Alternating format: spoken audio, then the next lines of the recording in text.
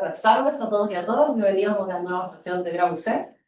Hoy tengo el agrado de presentarles a Rafael Bravo, quien nos va a hablar sobre Anisotropies of the Gravitational Wave Pattern. Un aplauso para Rafael.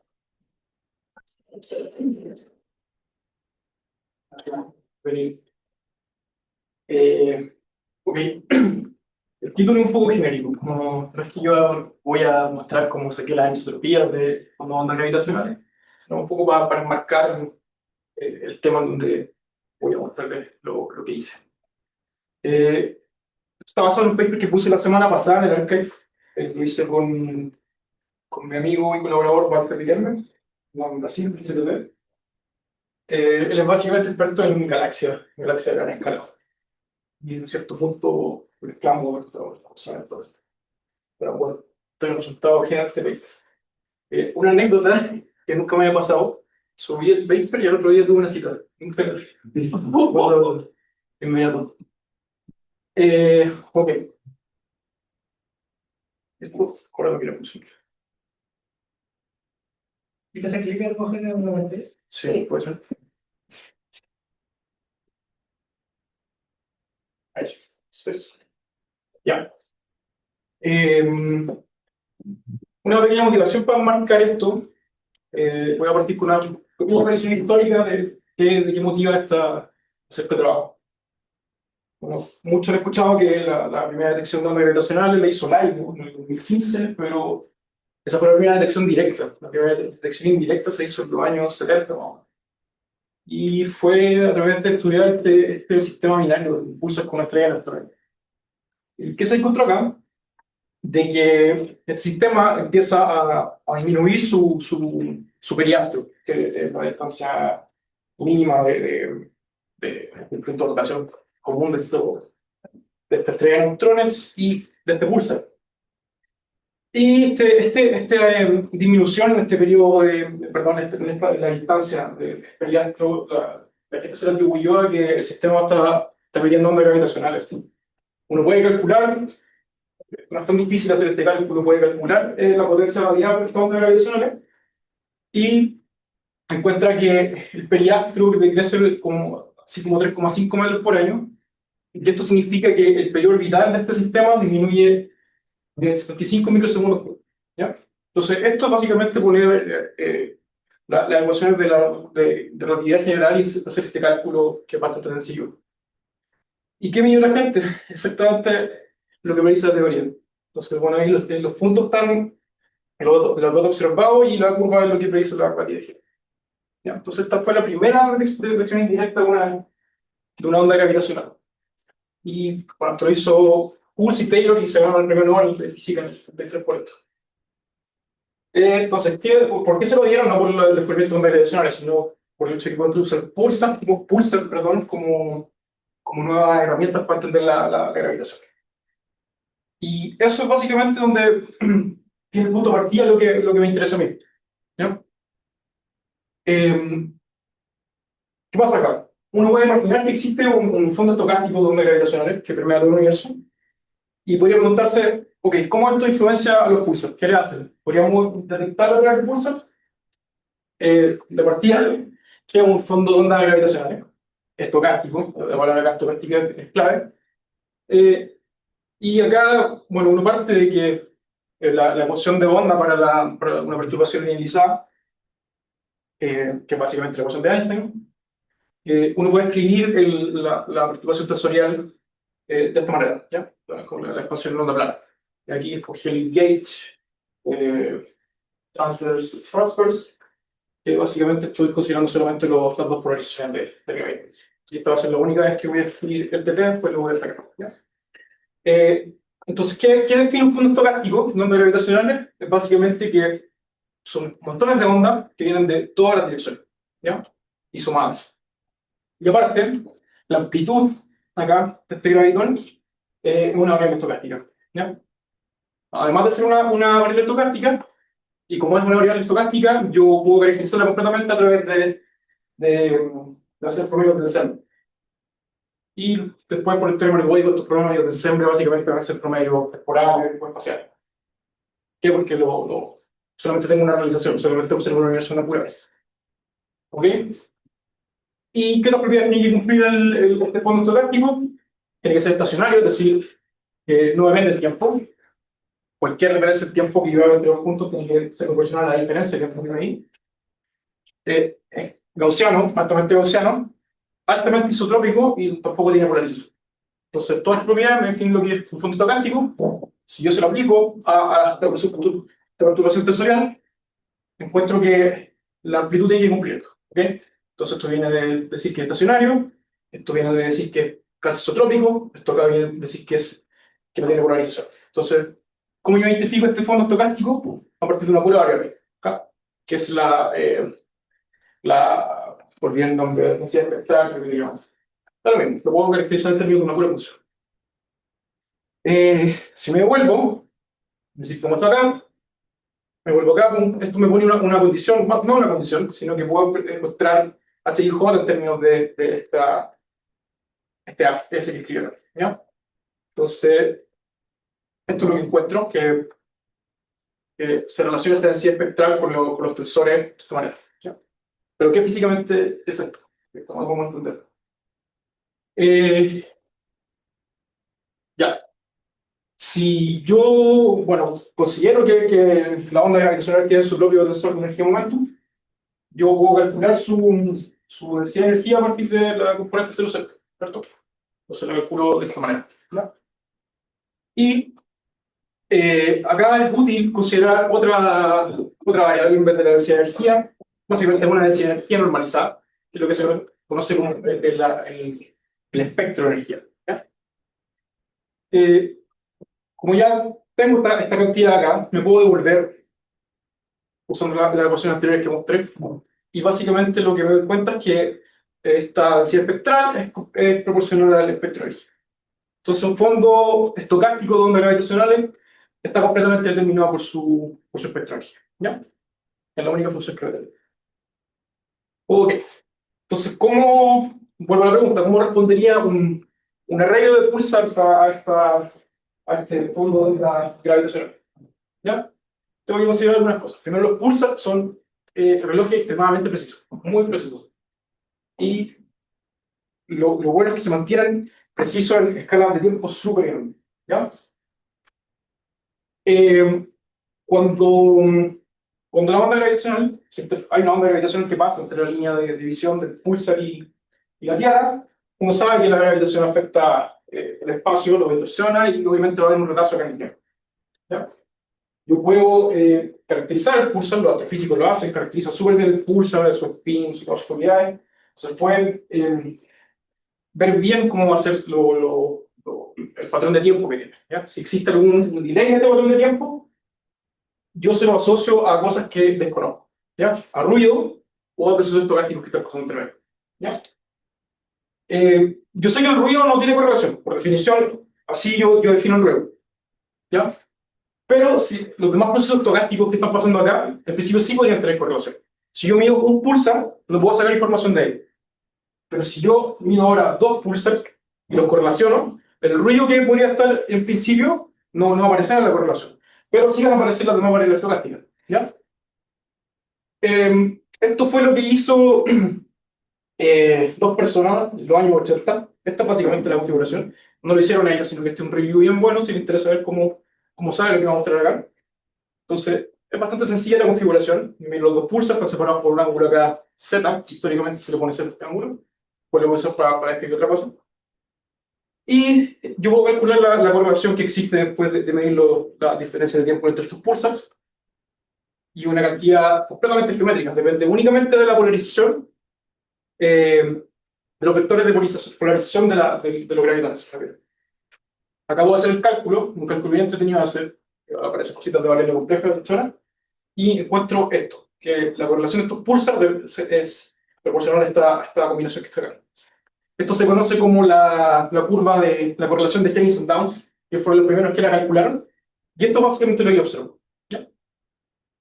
Entonces, ellos lo calcularon en el año 83, y bueno, otras personas lo han entendido de manera más formal, si se quiere, y es bonito porque acá solamente aparecen cantidades geométricas. uno puede... ¿Eso está calculado para ondas gravitacionales o está calculado para la señal genérica de un pulsar? Es genérico para ondas gravitacionales. De hecho, es más genérico. Es genérico para cualquier... Pero ellos lo calcularon, supongo, para ondas electromagnéticas, ¿no? No, para ondas gravitacionales. Para spin 2, sí. Ah, Eso, así sale esta curva. Uno lo puede calcular para cualquier partícula de cualquier spin y esta curva va a cambiar. o sea, los factores un medio, un cuarto, etcétera, dependen del spin. ¿Esa es como la idea? Sí, exacto. Esto se usa, diferentes teorías de gravitación predicen diferentes curvas, ¿ya? Dependiendo de cómo se puedan modificar los tensores de polarización. ¿Ya? Ok, entonces esto es lo que se predice. Así debería ser la correlación si existe este fondo de ondas gravitacionales, ¿ya? Entre los pulsos. Y bueno, hace un par de años, esta colaboración Nanograph, después de monitorear pulsar por 15 años, sacó sus datos y encontraron lo siguiente. La curva que encontraba la correlación sigue la curva de Harrison-Dawson, en cierta medida. Si no hubiese fondo de ondas gravitacionales, todos los puntos estarían sobre la línea horizontal, ¿no? Entonces, esto nos da para decir que es una detección. ¿Ya? Está bien constreñido, por aquí entre 3,5 y 4 sigmas. Pero no olviden que acá el universo tiene una pura realización, entonces es más difícil hacer estadística. Hay puntos acá que se salen de repente de la curva, pero eso es normal, ¿ya? Porque acá uno asume un montón de cosas. Isotropía, gaussianidad, que no hay polarización, pero todas esas cosas uno las puede violar un poquitito y pueden dar explicación a los puntos que salen un poco de la curva. Y hoy yo voy a considerar desviaciones de la anisotropía un poquito más. ¿Ya? Pero les dije que... Lo que ellos miden es la luz que ven al pulsar. Sí.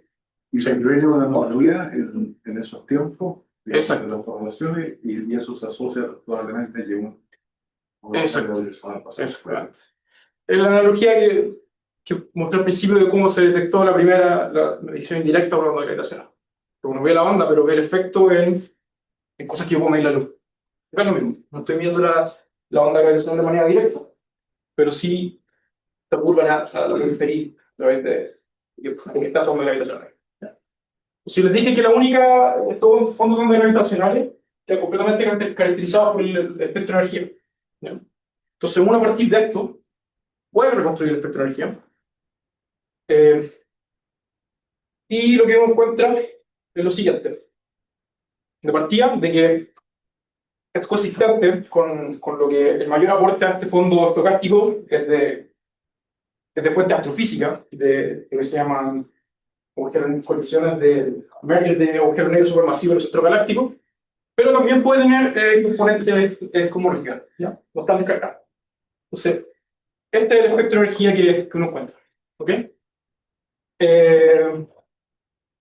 Entonces, acá están los datos, y acá, por ejemplo, está la fuente astrofísica de estas colisiones, de estos mergers de agujeros negros supermasivos en el centro galáctico, y obviamente, como son datos discretos estos, uno ve que puede decir que al principio sigue mejor la curva, pero la curva completa tiene que ser continua. Y ahí hay montones de candidatos que pueden contribuir a la curva, ¿ya?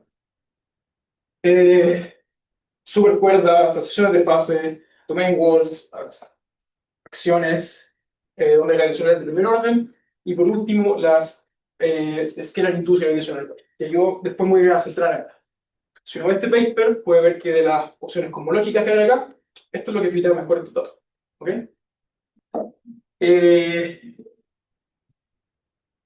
Bueno, la pregunta del millón es si podemos distinguir más allá de distinguir entre fuentes cosmológicas, lo importante acá es poder sacar la parte astrofísica de la cosmológica. Eso es un problema abierto. Y la idea es tratar de dar una solución a eso. ¿Ok? Entonces aquí puse esta frase de Mark Twain porque yo siento que estamos en una etapa parecida al año 60, cuando se descubrió el CMB. Midieron el espectro de energía, vieron esa luz, perfecto. Y después, 30 años después, midieron la anisotropía, ¿ya? Y eso básicamente dio mucha información del universo temprano. Yo creo que con este fondo es lo mismo. Ahora estamos viendo el background y no puedo poner esperanza en que esta cosa es anisotrópica. Y si es anisotrópica, podría darnos un montón de información. Entonces, lo que hicimos básicamente es copiar o repetir, se llama más bonito, el tratamiento que se hace por el CMB, aplicarlo a la onda de gravitación. Entonces, como ya les dije, inspirado en el CMB, podríamos considerar que este fondo, este background no es completamente isotrópico. Puede presentar anisotropía. Eso quiere decir que va a cambiar con respecto a donde yo lo mire, desde donde lo mire. Si estas anisotropias existen, obviamente tienen que ser súper pequeñas. ¿Ya? Y si son pequeñas, eso es útil, porque lo único que sabemos hacer en cosmología es hacer teoría de perturbaciones comunes.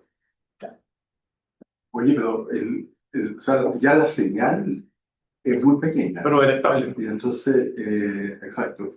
¿Cuál es por ejemplo, en el CMB hay un día a las 5, entre la señal y la anisotropía?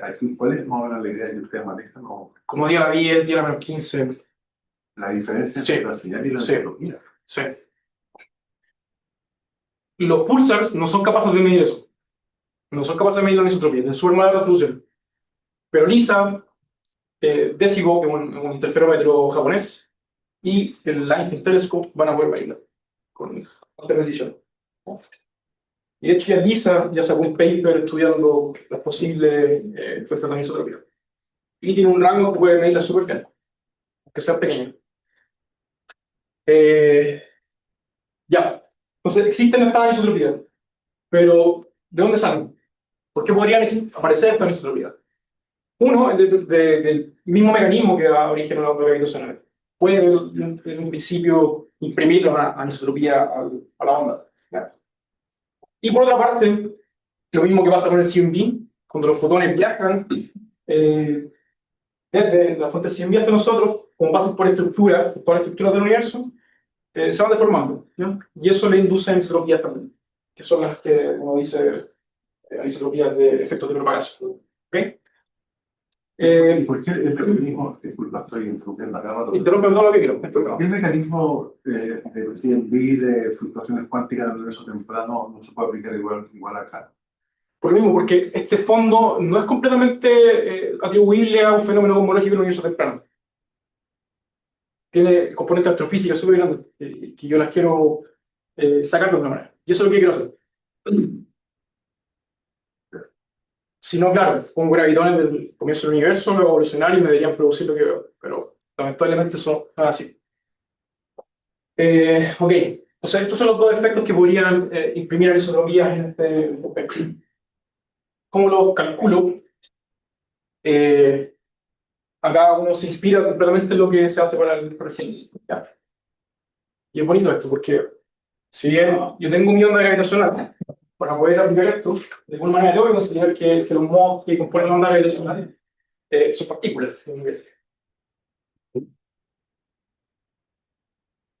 Entonces a cada modo que compone la onda gravitacional, yo le asigno una posición, un momentum, y digo que esta posición y este momentum está descrito por una función de distribución. Y esta función de distribución sigue una ecuación de Boltzmann. ¿Ok? Acá hay una distinción. Si yo considero ondas gravitacionales de fenómenos astrofísicos, este operador, que es el operador de inyección, está presente ahí, es una función del tiempo, porque ese proceso está pasando a cada rato y le está inyectando energía al sistema. Ahí aparece. Eso no me interesa a mí, por el momento. De hecho, esa es la gracia de esto. Yo quiero diferenciar las cosmologías. Entonces, este operador no lo voy a considerar. Y por otra parte, el operador de colisión de la ecuación de Boltzmann va a aparecer como una condición inicial en la fuente cosmológica. Entonces, es decir, yo me puedo olvidar de este tipo, pero después tengo que tomarlo en cuenta y ponerlo como una condición inicial acá. Y al final yo me quedo con una ecuación de Liouville, que es de esta de lambda, lambda, cualquier parámetro pin, con la trayectoria de los gravitones, me queda de esta de lambda igual a 0, que es una ecuación de Liouville. ¿Okay? Pero acá yo voy a considerar que yo voy a considerar a los gravitones como partículas sin masa, que son no colisionales, y que viajan a lo largo que a veces serían nulas de este espacio-tiempo perturbado, que es toda la vía que uno usa para hacer evolución de estructura, etc. Y aquí usé el gauge conforme newtoniano y escogí de inmediato los potenciales gravitacionales iguales. Eso quiere decir que no hay 3 anisotrópicos.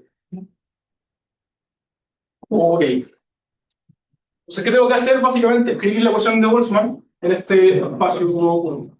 ¿Ya? Ojo, aquí estoy considerando la ecuación en primer orden, entonces también la ecuación de Boltzmann la perturbo en primer orden. Esto es lo que me queda. ¿Ya? Aquí la escribí en términos del momento como y, es básicamente el factor de escala multiplicado el momentum no como y. Y la resuelvo también perturbativamente, ¿ok? Entonces, la misma función de distribución, yo voy a decir que es un background más una pequeña perturbación. Ok, voy a resolver primero para el background. Si lo pongo acá, solo me queda este término. Y me dice esto de inmediato que el background es independiente del tiempo, ¿ya? Es estacionario. Esto es consistente con las propiedades de Born. Perfecto, esto ya lo sabía, tenía que ser así. Lo interesante es la anisotropía. Entonces, para la anisotropía, dada la estructura que tiene la ecuación de Boltzmann, me conviene escribir la perturbación así. En un momento saber por qué esto es conveniente. Entonces, la escribo en Fourier ahora. Si la escribo en Fourier, me queda esta ecuación para la perturbación. Y esto se integra fácilmente. Entonces, esta es la solución a la anisotropía. ¿Sí? ¿Ya? Perfecto, ya tengo mi función de distribución completa. La parte de background y la parte de perturbación. Ahora, ¿yo cómo la relaciono con lo observable? Entonces, yo sé que a partir de mecánica estadística, si yo tengo cualquier función de distribución, puedo calcular cantidades físicas. En particular, puedo calcular la densidad de energía. Entonces, la densidad de energía la calculo simplemente así. ¿Okay? Pero por otra parte, yo sé que la densidad de energía se relaciona con el espectro de energía, que es el observable que no toma en cuenta y es lo que completamente determina el fondo de onda gravitacional. De esta manera. Básicamente, aquí invertí la ecuación. Entonces, tengo una relación directa entre mi función de distribución que considera el background y la anisotropía, con mi espectro de energía.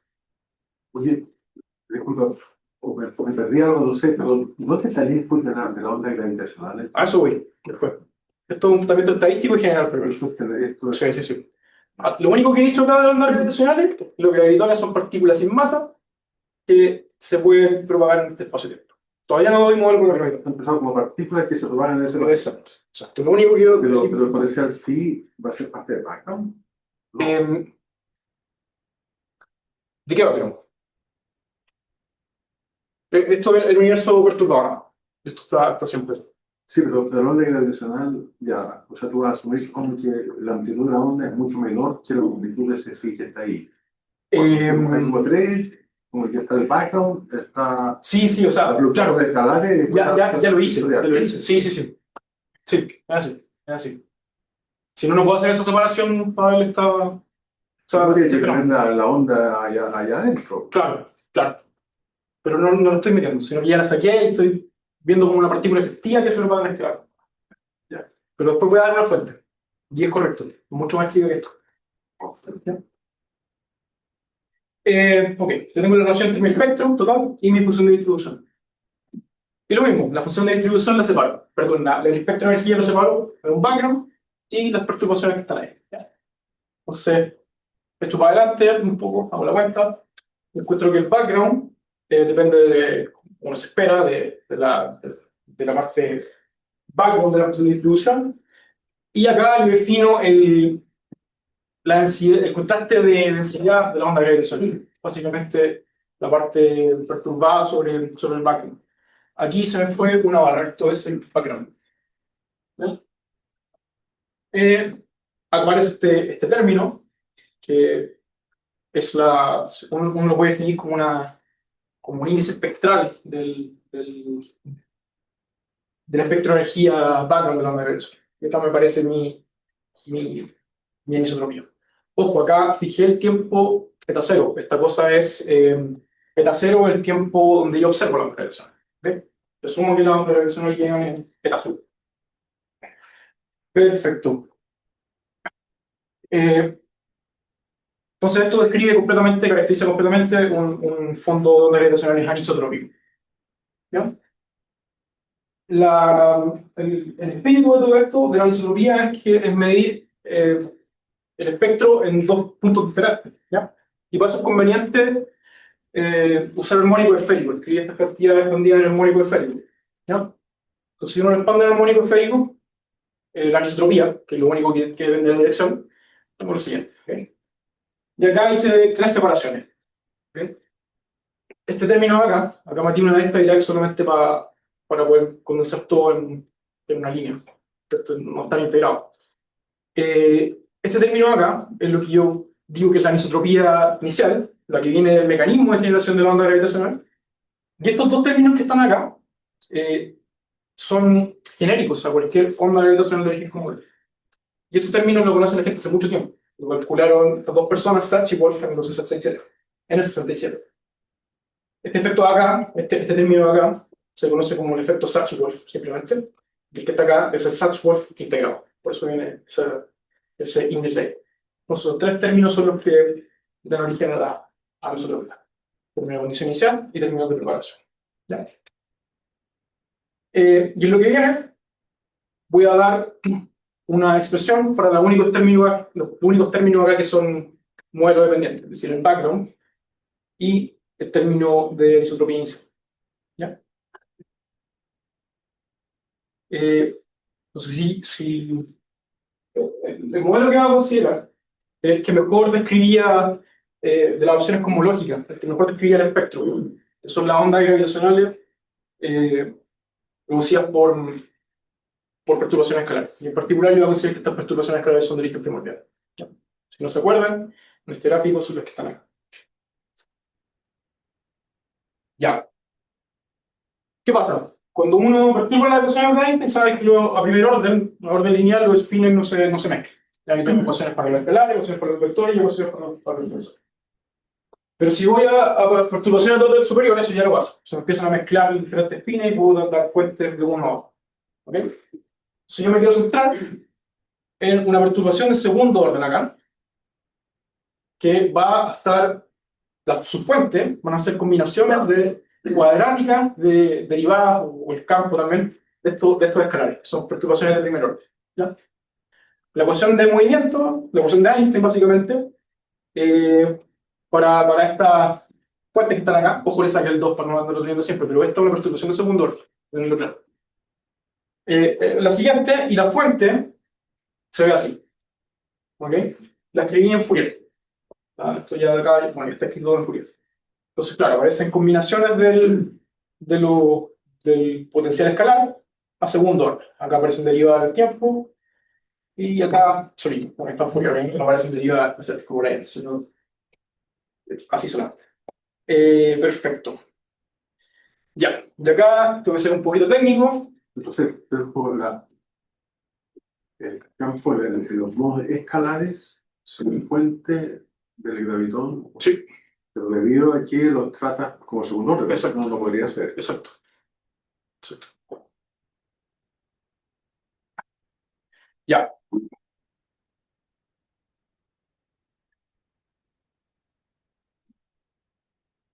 En cosmología uno sabe que todas las perturbaciones escalares las puede rastrear a una sola, que es lo que uno llama la perturbación primordial, la perturbación de curvatura primordial.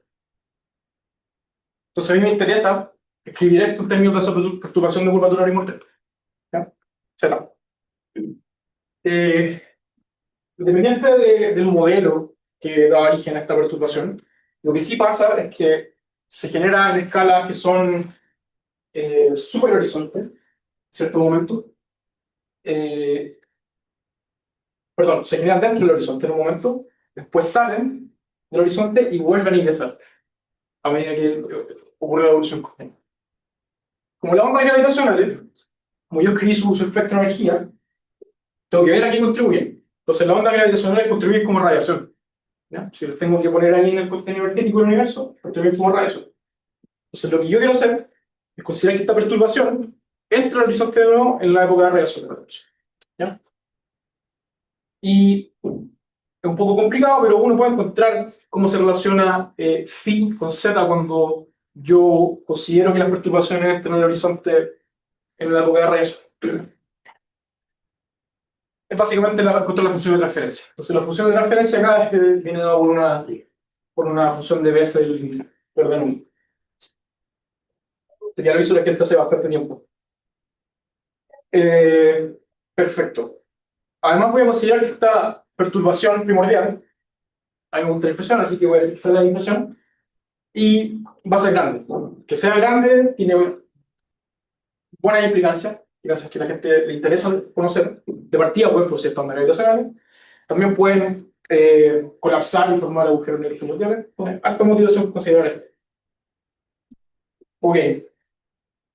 Entonces la fuente, cuando yo escojo esta interacción de decir que las perturbaciones entran al horizonte durante la época de radiación, tiene esta pinta, ya queda completamente definida en términos de funciones de Bessel, y yo puedo ahora encontrar la solución para mi gravitón con el método de las funciones de Green, y encuentro esto.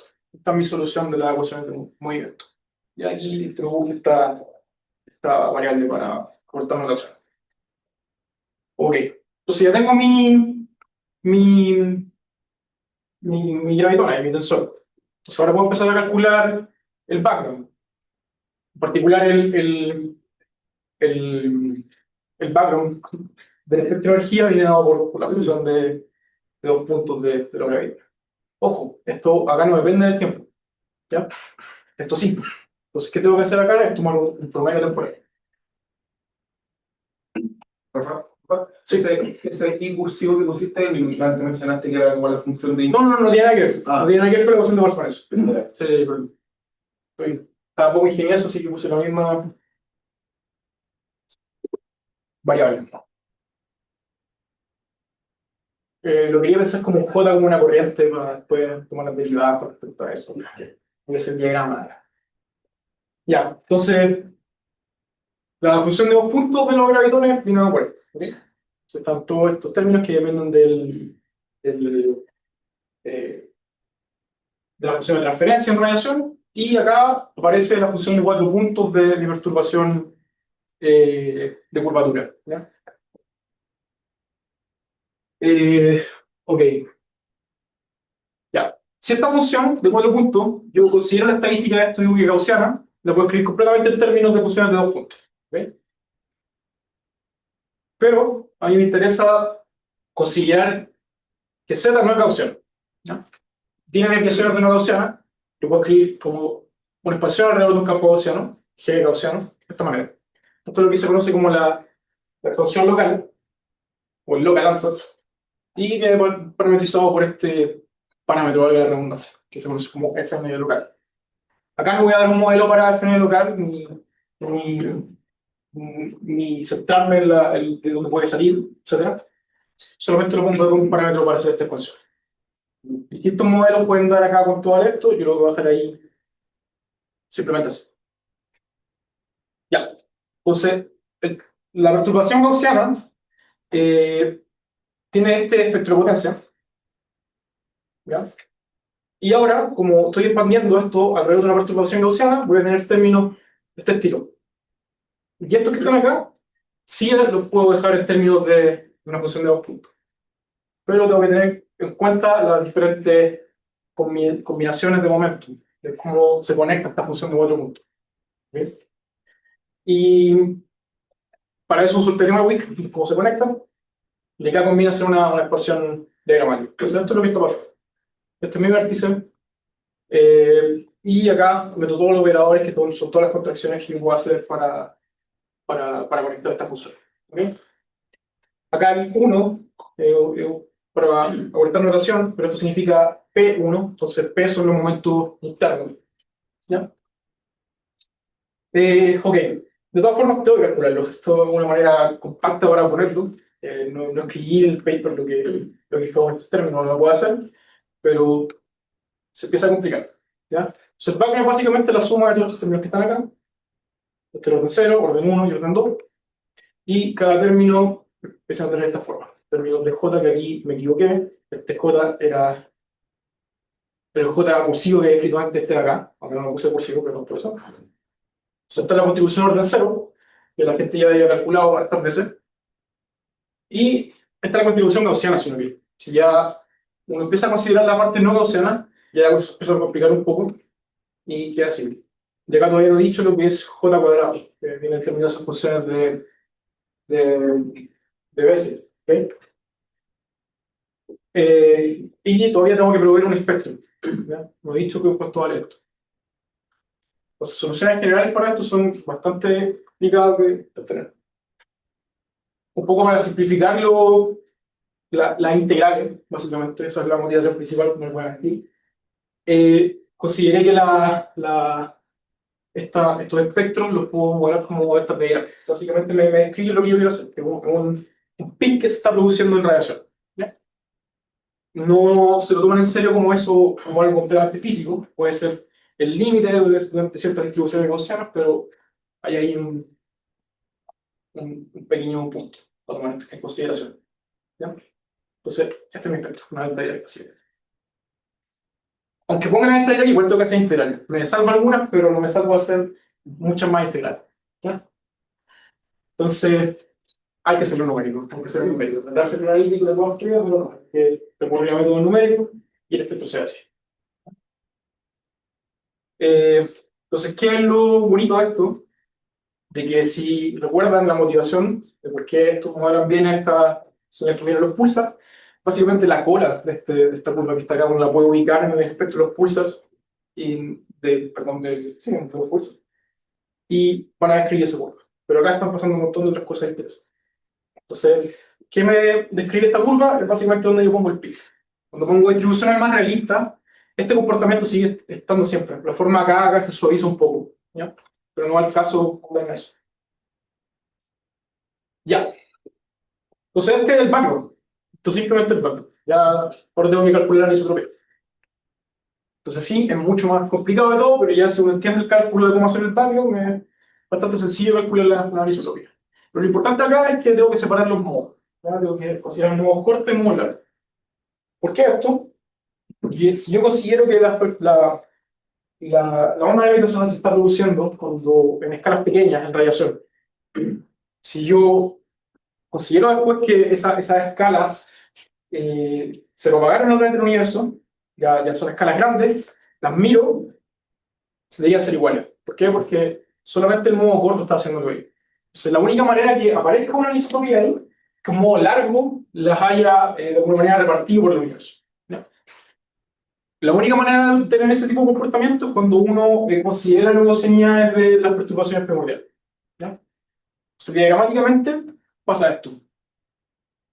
La única manera de que exista esta anisotropía es que un modo largo las distribuye, y ese modo largo es proporcional a este parámetro de la gaussiana.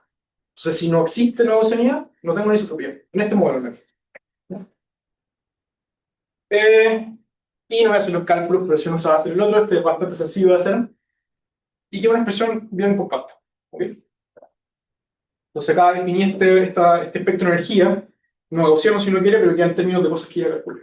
Aparecen estos otros factores porque los diagramas tienen distinta topología y salen solos. ¿Okay?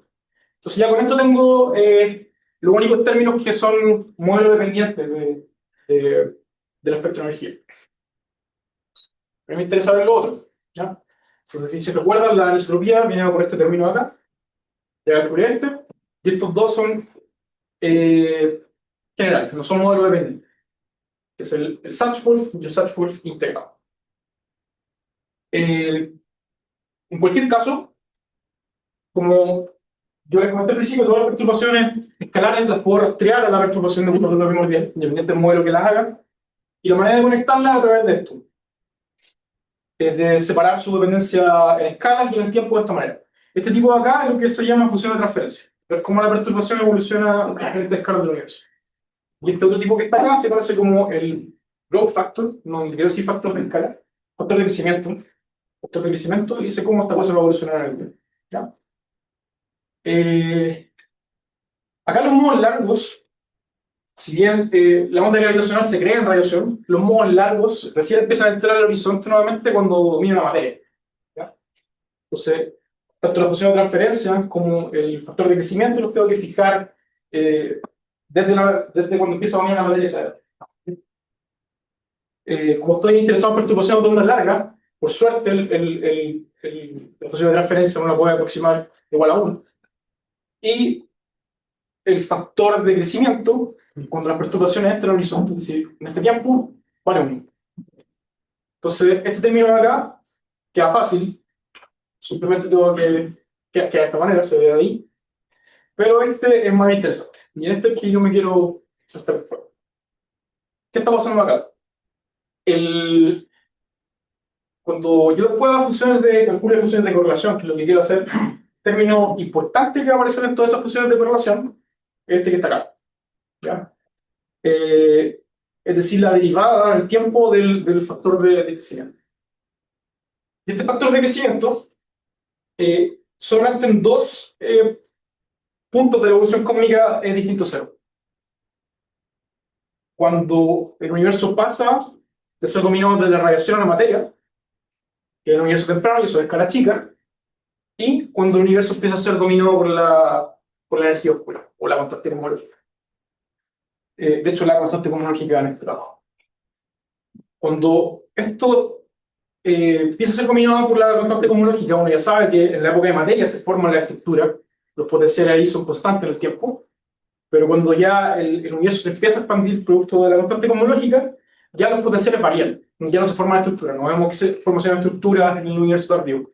¿Ya? Entonces este tipo acá varía. ¿Cómo varía? De esta manera acá. Entonces, si yo pongo eso ahí, calculo esta integral, puedo encontrar la contribución de este efecto. Y curioso, esto no estaba hecho. Lo habían hecho numérico, no parecía una expresión analítica para esto. Un poquito fea, pero da términos de una función hipergeométrica. ¿Ya? Ok. Ya. Entonces ya tengo todo para calcular las funciones de correlación angular. Que es básicamente hacer esto. La función de correlación angular queda descrita completamente en términos de se supere. Y cuando yo lo hago para los términos que le mostré, aparece lo siguiente. Acá están los 2 términos iniciales, este es de la condición inicial, y este es Satchworth.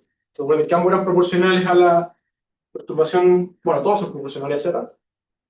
Y esto es fácil de integrar. ¿Ya? Aparece ahí que su dependencia de los multipolos va por 1 sobre L por L.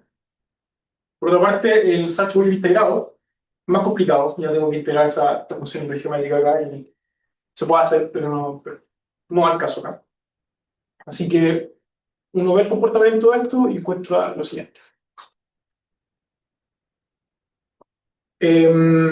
Ok. Acá estas 2 curvas me describen este se supone que está acá.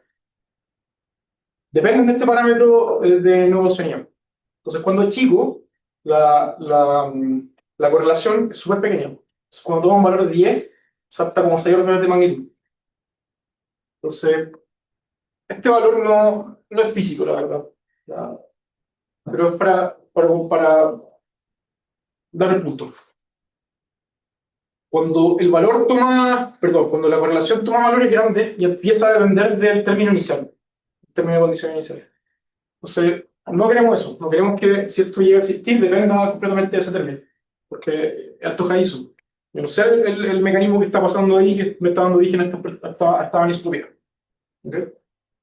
Y que es un montón, o sea, todo esto de magnitud por oportunidades separables. Entonces, lo que queremos hacer, lo que hicimos en realidad, es buscar una manera de que aparezcan estas anisotropías sin tener que ajustar los parámetros a mano. ¿Ya? Básicamente eso. Son pequeñas. Esto está en el límite de observación de los futuros interferómetros de LISA o de DESIRO o de Einstein Telescope. Entonces, sí, está calculado ahí todo, pero no tiene muy buena expectación. ¿Ya? Ya, entonces acá es lo que hicimos con Walter, que bueno, este es un poco el título del paper. Lo que queremos hacer es ver cómo estas anisotropías podrían aparecer en el universo tardío. ¿No? Y se parecen, ¿qué son? Un pequeño review de las cosas que es necesarias para entender el universo tardío. Básicamente que acá las perturbaciones son las galaxias. ¿Ya? Entonces, una galaxia le pusieron una perturbación, una galaxia en una dirección n viene dado por esto. Aquí aparecen 3 términos. esto es la perturbación de materia visible. Este es el término de lo que se llama el Galaxy Bias, que relaciona la cantidad de materia visible con la materia oscura. Y este término acá en medio básicamente me da cuenta de la distribución de la galaxia. Pero lo importante acá es que la misma perturbación de materia, como les dije, todas las perturbaciones yo las puedo relacionar con la perturbación primordial, se relaciona así. Entonces aquí aparece la misma función de transferencia, aquí aparece la función de crecimiento que está escrito en términos del redshift, pero es lo mismo que estaba antes. Y esto acá yo lo puedo expandir en armónico esférico nuevamente por la solución de correlación y encuentro el espectro de distribución de galaxias. Ya, esto está hecho en todos lados, un pequeño río. Y esto se ha observado perfectamente bien. Ok, entonces, aquí viene el punto. Si las ondas gravitacionales son de origen astrofísico, que se producen en los centros galácticos, entonces si uno las correlacionara con galaxias, uno vería la única correlación que vería es la misma de las galaxias. ¿Sí? Entonces la gente clama eso, dice que las ondas gravitacionales de origen astrofísico son un tracer directo de las galaxias. Está bien. ¿Qué pasa entonces? Si yo correlaciono el fondo completo de ondas gravitacionales y no sé de dónde viene, y veo una desviación a esta correlación, que es la de galaxia, entonces yo se lo puedo atribuir a un componente común. ¿No? Oye, pero las ondas gravitacionales tienen propiedades bien particulares, como tienes, digamos, con el spin 2, por así decirlo. Sí. Tienen polarización, etcétera, y las galaxias no tienen. No necesariamente, pero acá yo estoy viendo las anisotropias, eso simplemente. Uno puede considerar la polarización. O sea, en realidad es más que eso, como las galaxias son objetos de nombre, las ondas gravitacionales son minúsculos. Me parece raro como decir, si esto afectaba en las galaxias, lo único que voy a poder ver es lo mismo que si fuera simplemente mirando las galaxias, como que no hay ninguna propiedad microscópica de la onda gravitacional. No, esos son de origen astrofísico. Sí, sí, por supuesto. A ver, estoy considerando todo el espectro. Considerando que tiene una parte cosmológica también. La gente ha hecho el cálculo considerando que son completamente de origen astrofísico y se ven igual. Entonces lo que está acá de considerar una parte cosmológica no está hecho. Y eso es lo que hicimos. Bueno, les pongo primero el resultado numérico y después lo explico. Entonces, ¿qué se observa esto? Se parece a la galaxia, se parece bastante, pero difiere de una manera súper interesante. Entonces acá hicimos este cálculo numérico y nos empezamos a dar cuenta de las cosas que ya por inspiración en Visa, digamos, nos mira esta curva y considera las componentes de la anisotropía. Esta curva está completamente dominada por el efecto Sachs-Wolf. Exactamente. No hay ninguna diferencia. Entonces, el efecto Sachs-Wolf integrado es modelo independiente. Todas las perturbaciones de origen, todas las anisotropías de origen cosmológico tienen esa componente. Entonces, esto es un resultado general para cualquier anisotropía de origen cosmológico. Entonces, si yo observo esto, veo esta desviación, yo puedo decir que hay una componente cosmológica. Y si bien acá dependen de este parámetro que estaba antes, que era lo que yo no quería tunear, acá me está pegando saltos de órdenes de magnitud. Está dentro del mismo orden de magnitud, entonces no tiene un efecto importante. Acá uno puede poner el modelo que quiera, va a seguir esto, y independientemente de los parámetros que tenga el modelo, la curva no debería cambiar. Entonces, ¿por qué pasa esto? ¿Por qué este efecto es completamente, únicamente dominado por el Sachs-Wolf? Bueno, esto es básicamente que la correlación de ondas gravitacionales con estructura de escala, ondas gravitacionales de origen cosmológico, solamente viene dado por considerar la parte del Sachs-Wolf integrado. ¿Por qué? Ya, cuando hacemos esto, podemos separar las diferentes componentes que tiene la anisotropía. ¿Ya? Entonces, la de la condición inicial y la del Sachs-Wolf escalan así. Entonces, esto es el tiempo de emisión de la onda gravitacional y este es el tiempo de llegada. Entonces, este número es súper grande. Y aparte empiezan a estar suprimidas por, bueno, en principio están suprimidas por L, pero lo importante acá es que este número acá es súper chico. Eta Z es donde el tiempo donde yo miro las galaxias, esto es chico, y este número acá es grande. Entonces esto no contribuye. Entonces esa es la razón de por qué no aparecen en la correlación general. ¿Y por qué aparece la otra?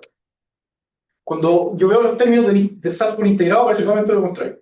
eta 0 con eta z es el tiempo donde se midieron las galaxias, se midieron, pero cuando uno observa, son cercanos. Entonces acá tengo uno sobre algo muy chico, grande, y además escala con el S.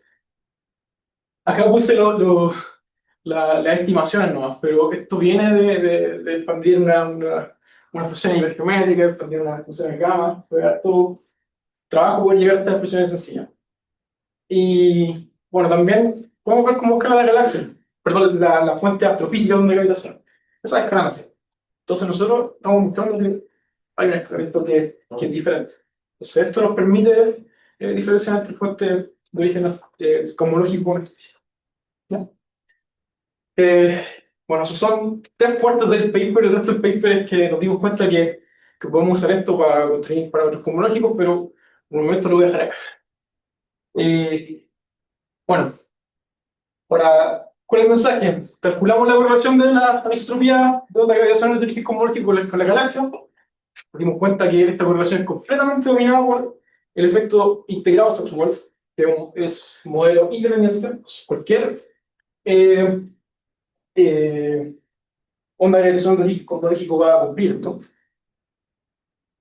Y nos dimos cuenta que esto difiere que es el resultado de este trabajo.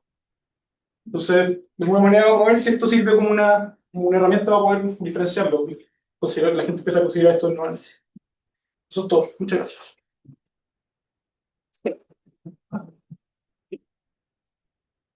Gracias, Rafa, por tu presentación y tenemos un par de minutos para preguntas. Sí que parece más entretenido que sean de origen astrofísico o de origen cosmológico. Pero casa de con otro. ¿Ah? Casa de cada uno. Es que no es que solo sean uno de otro, pero toda la gente creía que eran de origen astrofísico. Todos les ponían los fichas ahí. Y hay mucha gente que decía que si uno correlaciona esto con la galaxia, es una prueba, y no hay componente cosmológico. Tanta gente se enojaba con esto, pero tanta gente no apoya también. Pero bueno, ahorita se le mostró un tipo de live y le Desde dijo: el punto de vista de la cosmología, ¿qué sería más entretenido? ¿Qué sería más excitante? Más como wow. aquí fuente cosmológica. Tú dices. No sé, o sea, ¿cuál de los dos? No, es que la astrofísica es trivial. Uno sabe que son agujeros negros supermasivos, los centros galácticos, los transposiciones. Pero acá yo estudié un puro modelo. Estudié la onda gravitacional inducida por escalares. Pero hay un montón más. Están las domain walls, las cosmic strings, un montón de cosas. La gente puede enchufarlo acá y ver cómo va. Eso es un trabajo que uno podría hacer. Sí. Cuando montaste los gráficos y dijiste que el resultado era básicamente modelo independiente, supongo que te referías en el caso de que el modelo tenga ondas gravitones sin masa. Entiendo porque Sí. Asumiendo la línea, sí.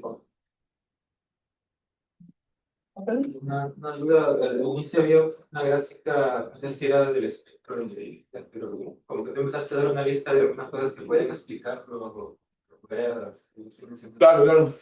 en ese proceso, ¿por qué? O sea, podría darse esa explicación en términos de quantum gravity o Lo desconozco, específicamente en términos de luz quantum gravity, pero uno siempre puede calcular cómo los gravitones se van a afectar. Me puede poner un modelo que quiera y ver si pasa con esto. Esto es lo que la gente ha estudiado más, donde hay más interés. O sea, quizá no hay gente interesada en eso. Lo desconozco. Si no podría hacerlo. Eso de que el Integrated Stack Work es modelo independiente con respecto a esos modelos, o qué modelo estamos considerando de la acción de Eisenhower, o cómo consideramos la inflación, ¿qué modelos son los que podrían estar en consideración? ¿O el valor de F? El crecimiento de estructura en el universo está bien conocido. Y uno lo sería así. Para poder ver cómo empieza a evolucionar el universo, ver diferentes componentes o partes de esta métrica. Entonces, esta métrica es súper general. O sea, acá FIDO y después yo se lo asocio a, no sé, materia bariónica, materia oscura, fotones, etc. Todas esas componentes están relacionadas a FIDO. Pero la métrica siempre sigue siendo lo mismo. Si uno quiere describir la evolución cósmica del universo, tiene que casarse con esta métrica. Entonces, ¿En qué sentido esto es un modelo independiente? De que es para esta métrica, ¿no? Y esta métrica sirve para todo. En ese sentido. Claro, como podría poner una métrica más exótica, podría calcular hacer el cálculo de nuevo, pero esa métrica más exótica no escribe el universo que observamos. Es la métrica que escribe la evolución cósmica del universo que observamos. ¿Más preguntas? Si no, le damos de nuevo las gracias a Rafa. Gracias.